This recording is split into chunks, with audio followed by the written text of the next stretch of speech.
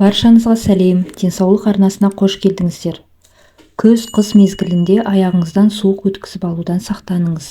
Өйткені аяқтан өткен сыз басыңыздан бір-ақ шығады. Мұрныңыз пысылдап, көзіңіз жасаурап, жөтеліп, түшкіріп шыға келесіз. Аяғыңыздан өткен сыз бүкіл денеңізді шымырлатпасын десеңіз, әжелерден қалған емдеу тәсілдерін ұсынамын. Қажетіңізге жарап, шипасын беріп жатса, тек қана қуанышты боламын. Үйге келе салысымен бір дана картопты қабығымен қайнатыңыз. Сосын қақ ортасынан екіге бөліп, екі табаныңызға таңасыз. Сыртынан жылы көрпе орап, картоп салқындағанша жата тұрыңыз. Шамамен 30 минуттан соң компрессті алып, жылы шұлық киіп алыңыз.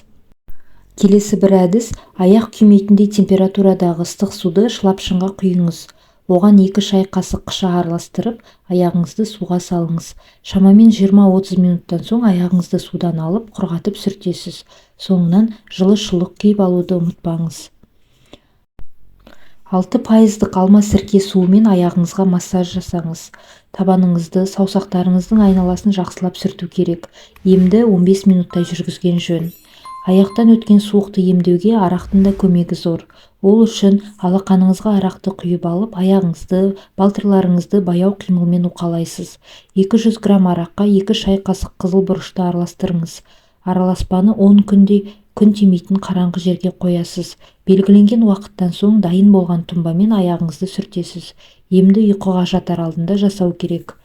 Балаларға арналған крем немесе вазелинге қызыл бұрышты гүлшетен, яғни розмарин мен камфор майын араластырыңыз.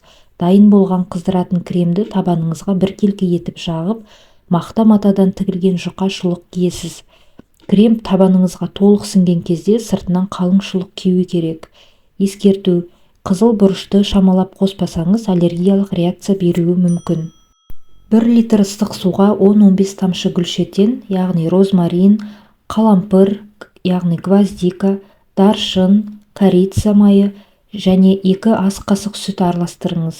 Дайын болған қоспаны табаныңызға ысқылап жағыңыз. Шамамен 20 минуттан соң масканы дымқыл сулықпен сүртіп, аяғыңызды құрғатыңыз. Артынан жылы шұлық киіп алуды ұмытпаңыз. Құрметті арнамның көрермендері, егер де осы кеңестер сіздерге пайдалы болса, қазақ тілді арнаның дамуына үлес қосып, арнама тіркеліп, лайк басып, қолдап кетулеріңізді сұраймын.